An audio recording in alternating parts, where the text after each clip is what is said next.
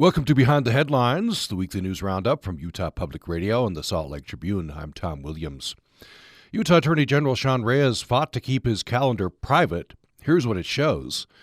Utah's growth could lead to a 5th congressional district. The new district wouldn't necessarily lean Democratic. And 2 student clubs cut ties with the University of Utah over new anti-DEI restrictions. Those are some of the headlines we'll be following today. Joining me today are Salt Lake Tribune news columnist Robert Gerke. Robert, thanks for joining us. Hey, Tom. Good morning. Good morning. And data enterprise reporter Megan Banta is with us. Thanks for joining us. Yeah. Morning, Tom. Thanks for having me. We'll be joined later in the hour by reporter Courtney Tanner as well. So, Robert, let's start with you. You've been on this story for a while. The Attorney General did not want his calendar made public, fought that. There were lawsuits, I guess, to get that released. And now what's happened to get that released?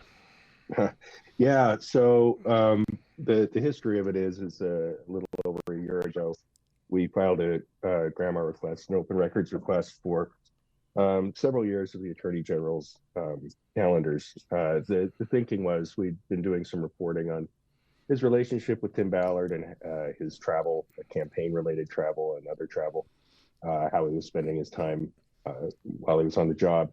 And we thought these calendars would be a good roadmap for, kind of piecing that together. The Attorney General denied our request. He also denied a similar request that had been made by a KSL TV reporter. And the Open Records Committee, the State Records Committee, ruled in both of our favors. And the Attorney General's office sued the Records Committee to try to block the release. So that dragged on for quite a while. During the legislative session in February, the judge in the KSL case ruled in their favor, said, yeah, these records are public records under the law. The same day that the ruling came down, the judge's ruling came down, the legislature changed the law. So going forward, all of our elected officials and public employees, their calendars are going to be private now. I guess the legislature didn't like the judge's ruling and wanted to reverse that. But it didn't apply to the pending requests that we had. So after some more legal wrangling, we ended up agreeing to settle the lawsuit in exchange for, we got just over 9,000 pages of calendar invites that Attorney General Reyes had received in the course of between 2019 and 2023. So 5 years worth of records there. So yeah, we got those a few days ago. It obviously took us a little bit of time to go through them, and we finally produced our first bite at the apple. Posted it yesterday afternoon. Yeah, you're listed first on the story, but others are involved. I guess it took a lot of you to go through all this documentation. It was a team effort. Team effort. There was a lot to digest, for sure. So before we get into some of the things we learned from the calendar, remind us, Attorney General Reyes did not run for re-election. A bit of a cloud over him. Tell us why. Yeah, there were questions that had been raised about his friendship with Tim Ballard, who was the founder of the anti-trafficking group Operation Underground Railroad.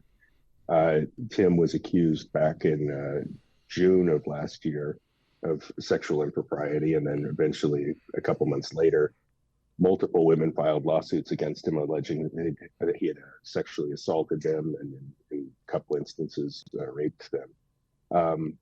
Those cases are still pending in the courts. He's denied that he did anything improper or wrong. So that was part of it. Tony Semrad also did some good reporting on, some of the campaign-related events that Reyes was paying for, including a trip to shoot feral hogs from a helicopter in Texas. That was a fundraising event that he did. So there were just these questions floating around of the legislature last fall asked for the legislative auditor general to do an audit of how Reyes was spending his time, what the decision-making process was like in the office, the efficiency of the office, and then whether this relationship with Tim Ballard had influenced the direction, I guess, of the Attorney General's offices or the resources, how they allocated resources in the office. Do we learn anything specific about those, those questions, Tim Ballard and such, from these calendar items? Well, so yes and no. I think mostly no. The part of the agreement was that the Attorney General's office would not be releasing items in his calendar that were considered to be personal items or campaign-related items. And so, and frankly, under the open records law, we only are entitled to get official records, right? So where they draw the line is kind of a subjective thing, I think. If the Attorney General is going to something that's a Attorney General's Association event or a Republican Attorney General's Association event, is that an official event or not? Some of those were included. I think some of them were clearly not. So we don't know exactly. We're not seeing the full picture, but we're seeing part of it. There were a couple meetings with Tim Ballard that were on his schedule. One with the CEO and founder of a company called Banjo that the state had a contract with for a period of time. There's a lot of anti-human trafficking meetings he's taking with all sorts of foundations, organizations that are working in that realm. A lot of tech companies that have software or things like that they think that they can use to stop human trafficking, that sort of thing. So there's some of that. Probably, to be frank, not as much of the Ballard stuff as we thought, because one of the things that we tracked a year ago when we first made this request was just how involved Sean had been in promoting Operation Underground Railroad and promoting Tim Ballard. He received an executive associate producer credit on the Sound of Freedom movie that came out last summer. And then he was promoting Tim to be a Senate candidate back in 2023. Obviously, that kind of fell apart when these allegations surfaced. So we know that they have this relationship, and there frankly wasn't much there. And so I think that's probably an indicator that a lot of those events that Sean attended on behalf of OUR and with Tim and podcasts he recorded and such were considered to be exempt from the release that we got. There's a section I want to have you go a little more in depth on here. Business pitches, I guess. His Attorney General Reyes' advisor, Alan Crook, said this is just part of the deal. Tech companies and others want to pitch new products to attorneys general. Yeah, a lot of them are law enforcement related, things like, virtual reality, shooting simulators, things like that. There's AI related stuff that sort of, one of them that I thought was kind of interesting was a company that will timestamp bullets that are fired. So it helps in sort of reconstructing officer involved shootings, on and on. I mean, there are sort of survey firms, marketing firms that wanted to state business. There was one that was just a simple sort of email blast program or text blast program, so you can contact your constituents easily. It's these meetings were week in and week out. Couple times I don't want to say a couple times a week every week, but multiple times a month there were these meetings with these businesses that were looking for state contracts, and we haven't been able to check them all. Most of them, it appears, did not get state contracts. There was a facial recognition company that the state was looking at for a while, and they ended up not doing it because they weren't comfortable with the way the company was going to be using the data they were gathering, this facial recognition data. And since then, there's been class action suits and lawsuits by attorneys general in other states about how that was being used. There was a meeting with executives, and this is where it gets a little hazy, I guess I should say, that some of it is unclear. It's not clear that all of these were business pitches. One meeting in particular was with executives from a virtual rent-to-own company, which is a little unusual, I think. But around the time that they had this meeting, the Federal Trade Commission had imposed, I think it was a $172 million restitution order that they had to repay some of the customers because they had, used misleading business practices or made false promises to these customers. So, some of it may have been more in the Attorney General's law enforcement realm. Others may have been sort of in his role as, the legal officer for the state where they're trying to get the state to sign a contract with them and buy their product. A lot of this seems to, at least to my reading, to be, kind of parsing, because politicians have two hats on, right? So Attorney General Reyes is the Attorney General, elected official. He's also a politician trying to build a personal brand. And so he traveled around the world. He would be involved in activities, some of which official business, others more with the politician hat on. Yeah, I think that's fair to say. And a lot of the stuff he was doing, again, from a political standpoint, would have fallen under the campaign umbrella that we didn't get. For example, after the 2020 election, when he went to Nevada to try to uncover evidence of fraud, right? That was not included in these documents. The campaign-related junkets and fundraising events was not included. But he was, he had made himself. The two issues that sort of were central to a lot of these meetings and events were, again, human trafficking and then opioid prevention. And he would speak at events sort of all over the country, certainly, and in some cases in foreign countries about those topics, and take meetings with visiting dignitaries from other countries to talk about, in particular, those two topics, but sometimes it was also, other issues. And you're right. I mean, this is not necessarily something we wouldn't expect. If you are a law enforcement officer or legal officer who has taken a keen interest in a particular issue, you're probably going to get invited to speak to it on podcasts or on documentaries, which he did. And so it's the fact that they're there is not surprising. I think there's it's kind of interesting or eye-opening how many of them there were over the course of the period of time that we had these records. Overall, and so far, I guess you're still sifting through these. What do you think the top things you learned from these records are? I think I'm a little curious why he was so adamant about protecting these records. I mean, the state taxpayers ended up paying KSL $135,000 almost in legal fees.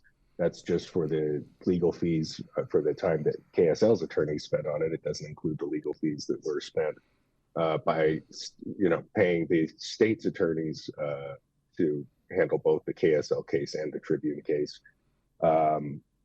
So I was a little bit curious about that. I think it's I think as we talked about, the business pitches part of it was interesting. There's some interesting information about a sort of satellite office that he had downtown in a private club, sort of an exclusive private club, speakeasy style club that's by Pioneer Park. And we'll be delving into that a little bit more. And then just I think the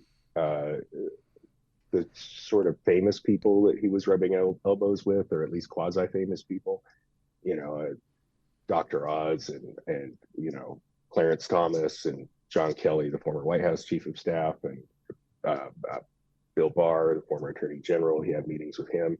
There's a lot of sort of prominent high-profile names that show up in this, but in terms of like a major bombshell revelation, I'm not sure that there's one there, but I think the overall picture still gives our readers a little bit of an interesting profile and what it's like to be Attorney General, I guess.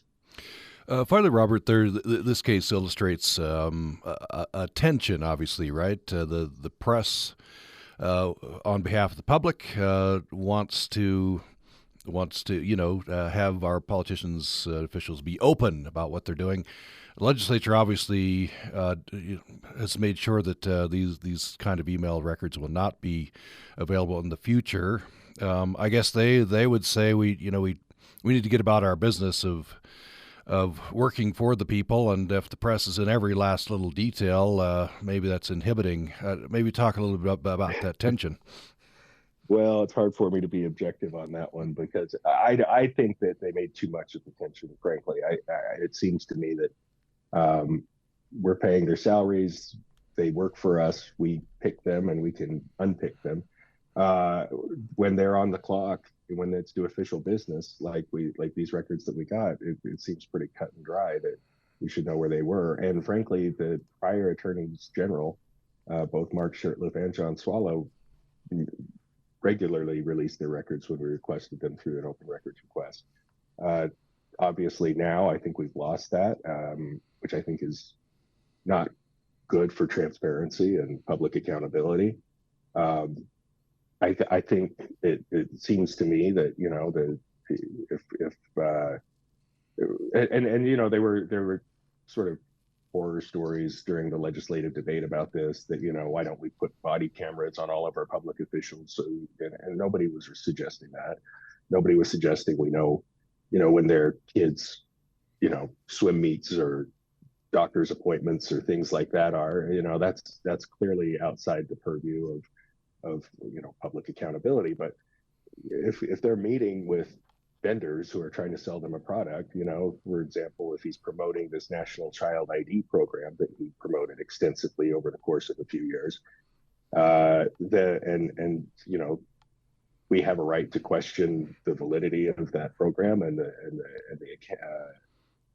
reasonings for all of these meetings. So it's always going to be striking a balance, I think. But the balance that we had for decades seemed to be working, but now going forward, obviously the paradigm has shifted, and in the future we're not going to have access to those records. And I think that's probably a loss for the public, and for accountability of our political elected leaders. Robert Gerke, a news columnist, Salt Lake Tribune, telling us about this. Thank you so much. Yeah, thank you, Tom. We're after break, we're going to look at this headline: Utah's growth could lead to a 5th congressional district. We'll be talking with Salt Lake Tribune Data Enterprise reporter Megan Banta. You're listening to Behind the Headlines, the weekly news roundup from Utah Public Radio and the Salt Lake Tribune. More following this break.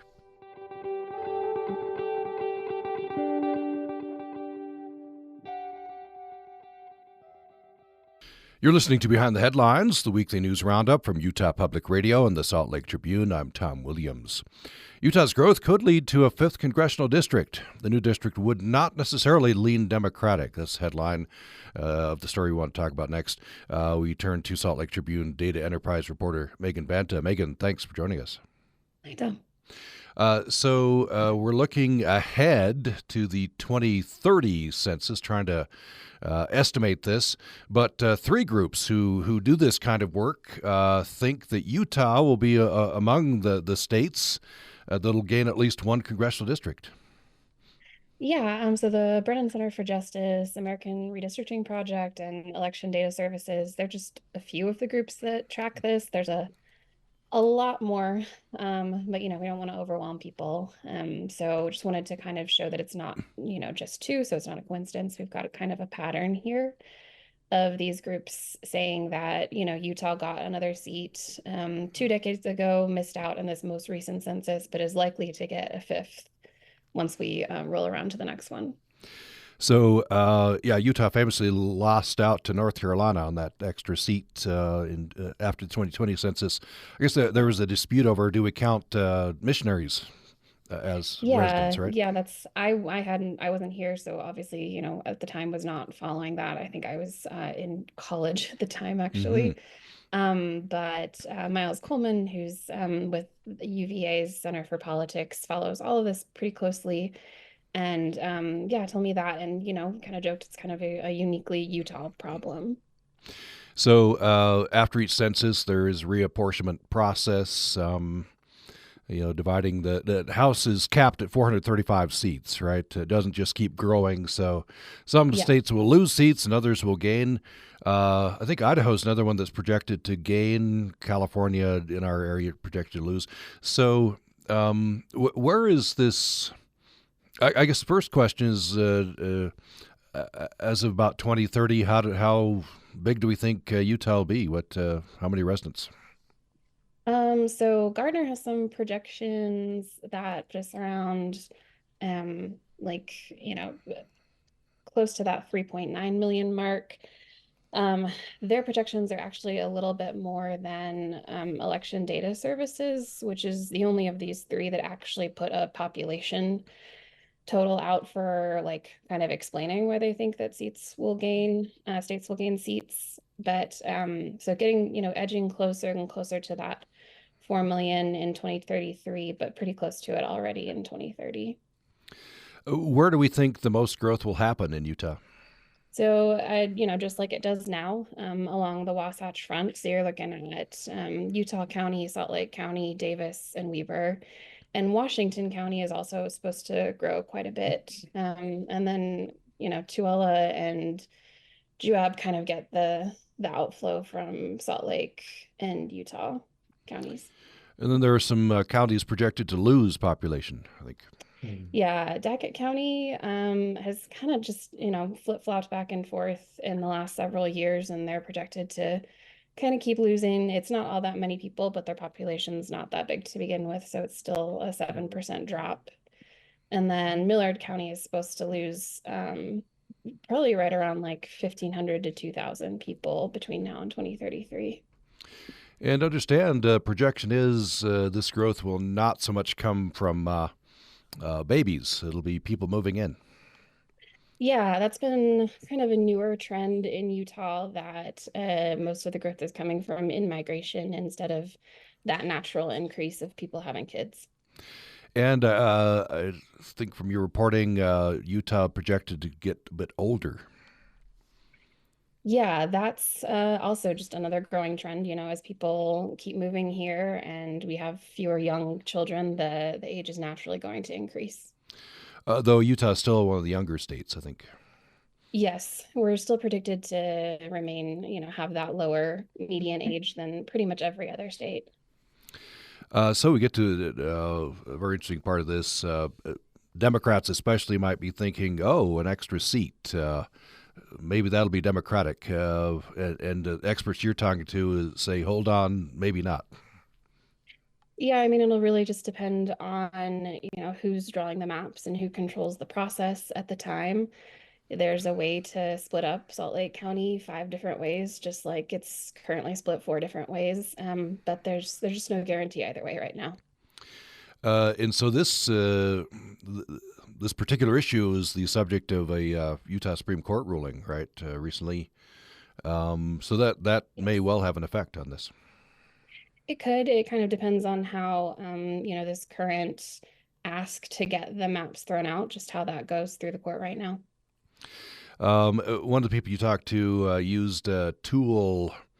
It was kind of a fun name, Dave's Redistricting or something. I guess a tool you can use, and he just to illustrate how this might go. He just split Salt Lake County into 5 slices instead of 4, and produced 5 Republican-leaning districts. Yeah, because I mean, really the only, you're kind of supposed to keep communities that are alike together, but the only true requirement is that they're, evenly splitting the population. So there is a way to, just keep kind of splitting up Salt Lake County and keep splitting up that, primarily Democratic vote.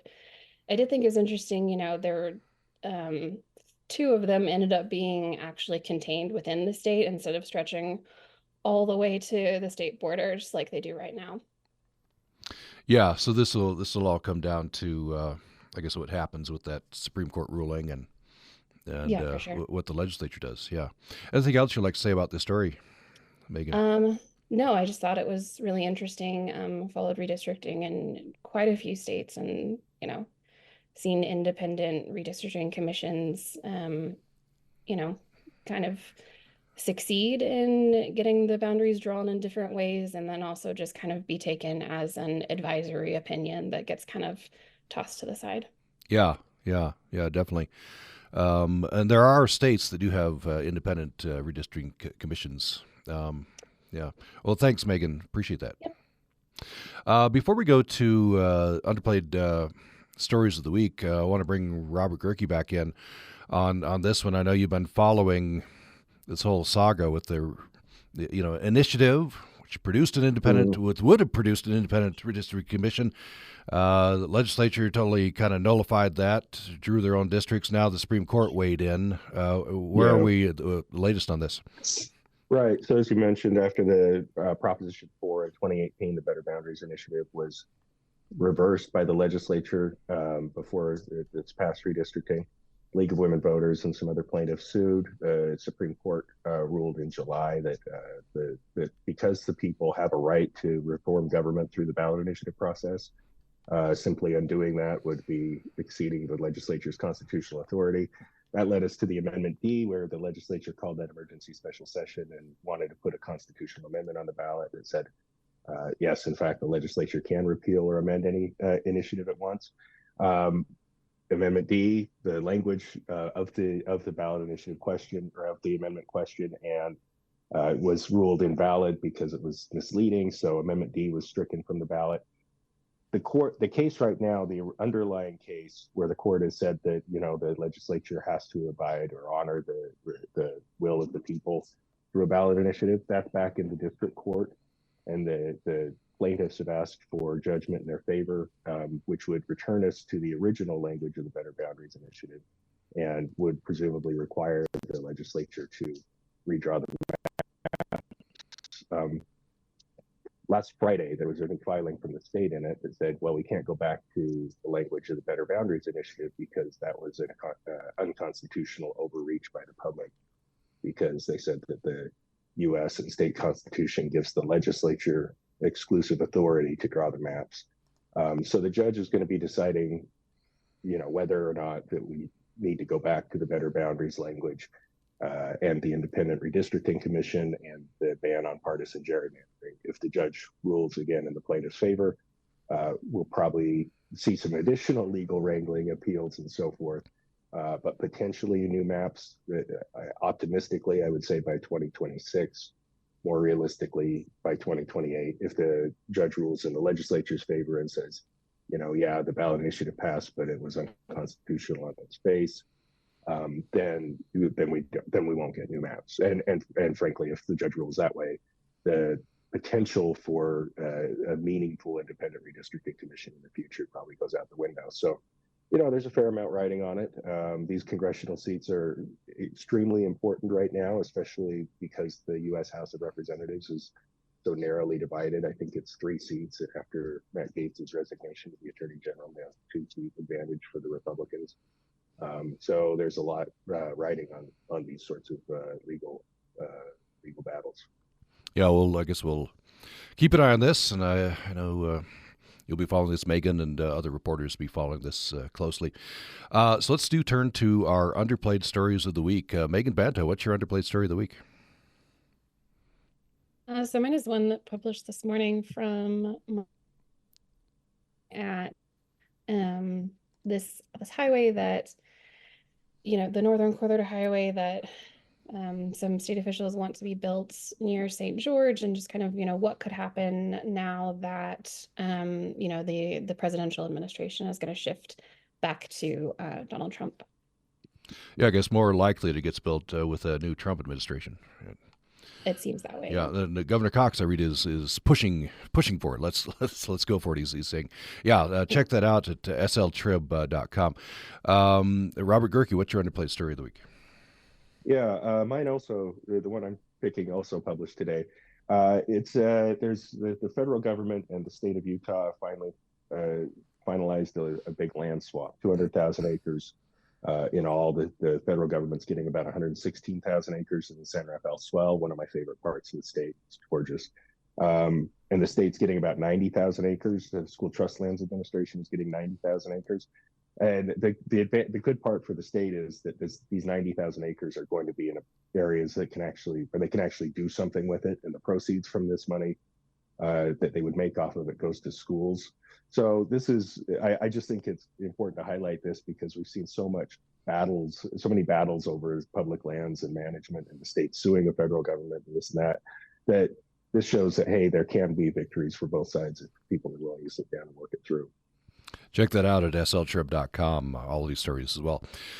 We've been talking with Salt Lake Tribune data enterprise reporter Megan Banta. Megan, thank you so much. Thanks, Tom. Thank you. And news columnist Robert Gerke has been with us. Robert, thank you. Thanks, Tom. Have a great weekend. You too. Following a break, we're going to be treating this headline.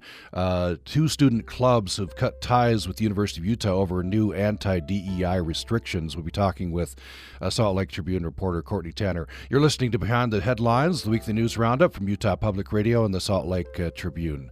We'll go to break.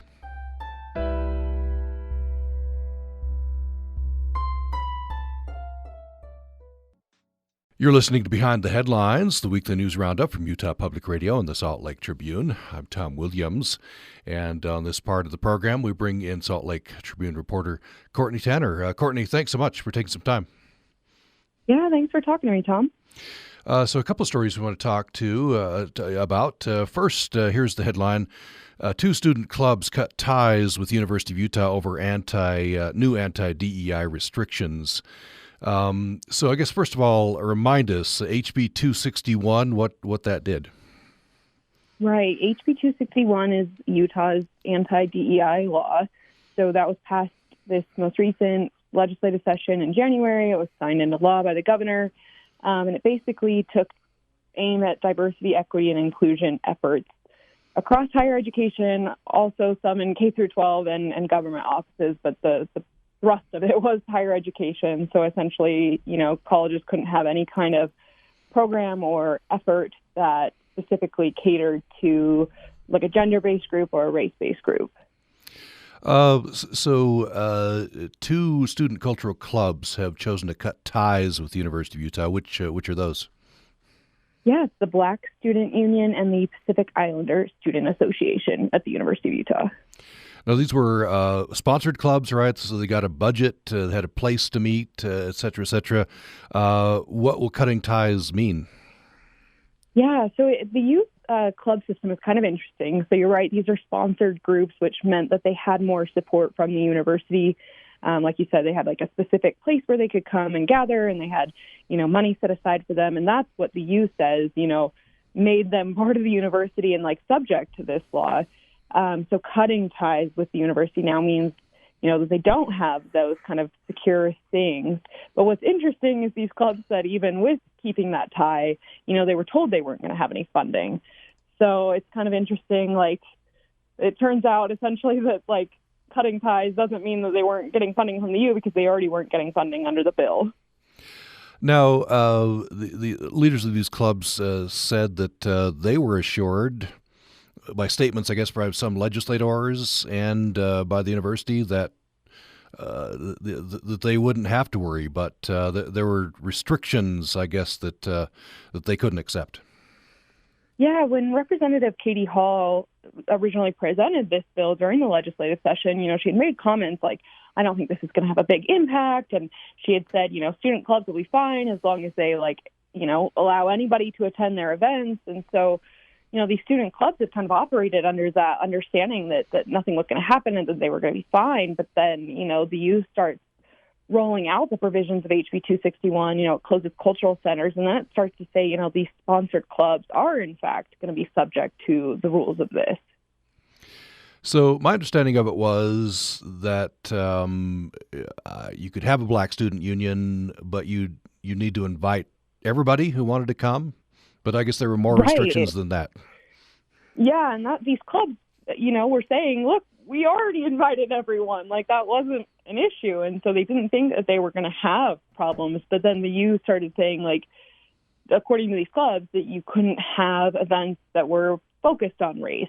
And that was a big problem for these clubs. I mean, like, the Pacific Islander Student Association was told they can't talk about colonialism, which is, a really formative issue for a lot of Pacific Islander nations and peoples, that had to deal with that. And the Black Student Union said that, we can't talk about race, but the first thing that you see when you look at like students that are part of this club is their race, is their Black skin.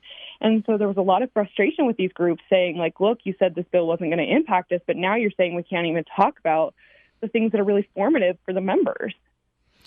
What's University of Utah saying about this? the U says that it had to do what it's doing, essentially had to enforce HB 261 on these clubs because they were sponsored, because they were seen as essentially arms of the university, that these clubs couldn't have been exempt from the rules under HB 261.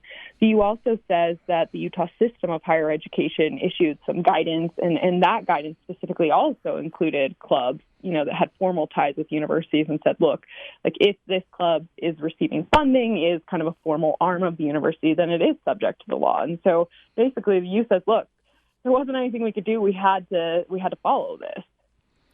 One thing I noted in your story that I guess even communiques from the club would probably be reviewed. What they could say would be restricted. Yeah, they were saying that they had to have any kind of social media post approved before they were allowed to send it out, and so they just felt like that they weren't being held to what they were told, that this wouldn't affect them. And then it was this really broad approach that everything they were doing was kind of being inspected by the U. And that's ultimately what made both of them decide, we'd rather just be independent groups. So the Black Student Union, the Pacific Island Group, what are they saying about why they wanted these groups, why they still want these groups? What does it do for them? Yeah, it was actually really heartening to hear these students talk about it. A lot of them said, this is a home for us. This is a place where we found a family on campus. And, others that had experienced the same thing as we've experienced. One of the members of the Black Student Union talked about how, she grew up in Utah. She was adopted by white parents. This is a majority white state. The University of Utah is a majority white campus. And this Black Student Union was like the space for her to be with others like her, to, talk about her identity, to celebrate it. And the Pacific Islander Student Association, the vice president there, talked about how, that group was family, and how, like, if someone needed to go to the doctor, they would drive them. It just was this place where they felt, kinship, and they didn't want to lose that. You talk to some people who go back in history a little bit. Black student unions formed out of the Civil Rights Act of 1964, for example. Former faculty member Ronald Coleman, I guess you went back to the Daily Utah Chronicle. He recounted his experience attending the school, playing football. What did he say? Yeah, it was really interesting to look at the history of this. So the union, the Black Student Union at the University of Utah, formed like a lot across the country, and I would highly recommend going to the Black Student Union's post on this, because they tell this really interesting history of how these clubs came out of the Civil Rights Act, and they capture it very well. But Ronald Coleman talked about how he experienced racism and bigotry when he was playing football for the U and couldn't find any housing in Salt Lake City that would accept him and other Black football players, that wouldn't let them live there. The university, I hadn't remembered this. I guess the university itself started a George Floyd Memorial Fund. This was kind of different times, pre this HB 261. Yeah, really interesting. There was all this kind of movement, and I hate to say celebration when we're talking about, a man that was killed, but a fund that was created in his honor to support Black students moving forward. And this was all in 2020. So we're not talking that long ago, 4 years. The university was doing these posts that were celebrating the Black Student Union, celebrating this George Floyd Memorial Fund, creating a Black Advisory Council. And a lot of those efforts now are going away. The Black Cultural Center was closed under this law. So remind us what the sponsors of HB 261, what was their objection to DEI efforts?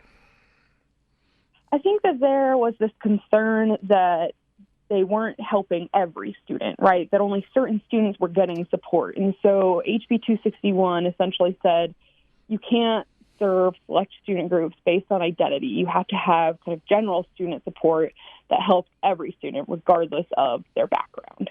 Mm-hmm.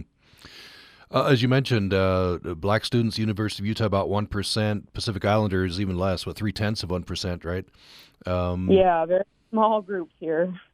So what they've lost funding. What are they going to do? Yeah, both of them have set up fundraisers. So I would, if you want to help fund those, go to the article. There's links for both of those. Within the article, you can also reach out by email if you want. But yeah, they're just trying to raise money so they can keep holding the events that they used to hold. The Pacific Islander group, used to have this high school conference where they would have Pacific Islander students on campus and, show them what it was like to be a student. And now they're looking at not being able to host that. And so they are raising funds for that kind of thing. Now, your story, U of U is not the only university impacted. Utah State University closed down the Inclusion Center. And that center had a budget, right, which went to some events. Now that center's been closed down. Yeah, and that is a good point. It isn't just the U that this is happening at. Every school is kind of handling this differently, but Utah State University used to have its clubs, its cultural clubs, hosted under this Inclusion Center, and those clubs would receive $1,000 annually. That's, not happening anymore because that Inclusion Center was closed down, and so no clubs now are kind of receiving that same amount of money, these cultural clubs, and they're not allowed to host events like they might have in the past. Those events are now being held by the university at large. Really kind of wide impacts from this bill that, the lawmaker at the time said, I don't think this is going to have wide impacts, but we're seeing that's not the case. So some consequences from this that were not foreseen or expected by the sponsor. Any word from the legislature whether they're going to revisit this? I haven't heard anything specific on that, but I wouldn't be surprised. But I also think the direction it would go would be to honestly clamp down more is kind of what we're seeing is to maybe even further restrict what's going on campuses. I mean, the Republican majority legislature here really has an appetite for that instead of maybe loosening the restrictions. You're listening to Behind the Headlines. We're talking with Salt Lake Tribune reporter Courtney Tanner. I want to talk, Courtney, with you about another story, another higher ed story. Here's the headline. Ex-Utah Tech University president gave phallic gag gift to his VP, one of many misconduct allegations, new lawsuit claims. So this is former president Richard Biff Williams, Utah Tech University in St. George. He resigned a while ago, right? Right. He announced his resignation last December, but actually stepped down on January 5th of this year. So what is the lawsuit claiming? Yeah, it's a huge lawsuit. It's 42 pages, but kind of the big thrust of it is that when he was president, President Williams had lifted this gag gift for a vice president, a member of his cabinet, and it was this vegetable display. I'll be careful what we're saying on radio here. This vegetable display that was inappropriate, and he attached a note to it, but he didn't sign his own name to it. He signed the note as if it were from the university's top attorney, the second-in-command attorney, and the Title IX coordinator at the school. And so this lawsuit is from those three employees saying, look, you misattributed this gift to us. It was inappropriate, and it felt like to them that it was payback for their efforts to clean up what they said was a toxic environment at the school. They say they got pushback, right, for reporting this, which, according to rules and laws is not supposed to happen. So toxic environment, tell me a little bit more about what they're saying about that. Yeah, and I should say that they say this toxic environment is coming from the very top. So, I mean, the President Williams example is kind of the key for them. But, they have this long list of allegations within this lawsuit. At one point, they say that some of the deans at the school held this party that was mocking Title IX and the efforts around Title IX, and they passed around this fake book called Title IX for Dummies. They say that other staff had tried to bully these three employees when they were looking into misconduct or when they found that misconduct had happened, tried to retaliate against them. There's this part of the lawsuit that talks about crude quotes that had been said by staff members being hung up on the walls and kind of celebrated. And then there's also some allegations of racism within this, too. So really a wide-ranging lawsuit, retaliation, harassment, intimidation. So you point out in your story that President Williams appears he's landed on his feet, the new president of Missouri State University. That's right. Yeah, he was inaugurated there last month. It's probably worth pointing out he did issue an apology last weekend from Missouri State University, basically, acknowledging that he had gifted this vegetable display and apologizing for his part in that. What's happened to the folks, the whistleblowers, and I guess you could call them that, the people who reported this? Yeah, it's really interesting. I'll start with Becky Broadbent, who is the top attorney for Utah Tech University. She's kind of faced the most repercussions. She was put on leave in February, which the university at the time said was supposedly to protect her, but that's not what Title IX law says. You're not ever really supposed to put a complainant on leave unless they request that. And so it's highly unusual that she was placed on leave as a complainant and not actually an alleged perpetrator in the case. So she's actually still on leave about 9 months later, hasn't been given the okay to come back, even though, the investigations are largely wrapped up into this case.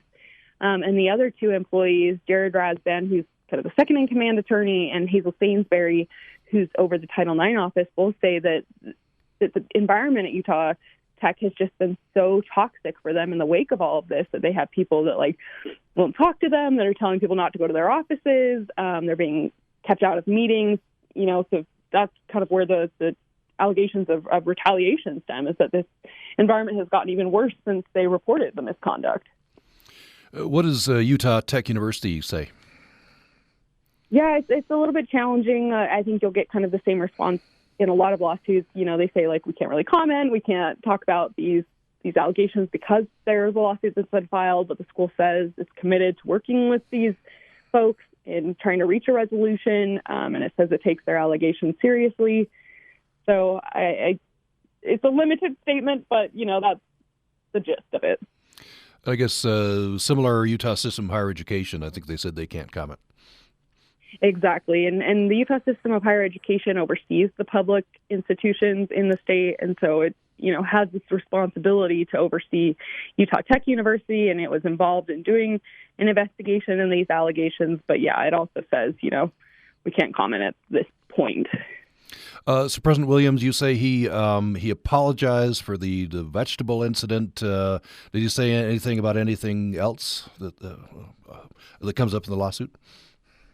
No, I think he's kind of keeping a low profile is maybe the right word, but he has hired attorneys to defend him, so I think that's maybe an interesting development in this. But yeah, mostly apologized, said that he's sorry for it bringing attention to his new university in Missouri. So the plaintiffs in this lawsuit, what are they seeking specifically in this lawsuit? Well, I think one of the big things they want is a cultural change here at the university, and for this to spur a fix to the problems that they face, so that other people don't face the same thing for reporting misconduct. But they're also asking for a jury trial, award for damages. Those are pretty standard things to ask for. But I think the biggest thing that they want is just take complaints seriously. These three people who normally would handle complaints at a university, and their complaints aren't being taken seriously, they say. Anything else you'd like to say about this story?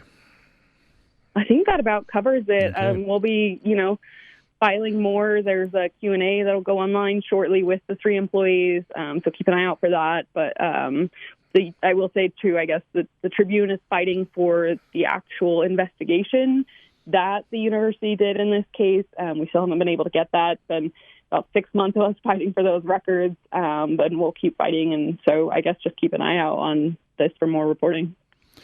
All right. Thanks for telling us about these two stories. Salt Lake Tribune reporter Courtney Tanner, thank you so much. Thanks for having me, Tom. Do you wonder why you even try to plant a garden? Because everything you plant fails. Even the most challenged gardener can feel successful when planting fall bulbs.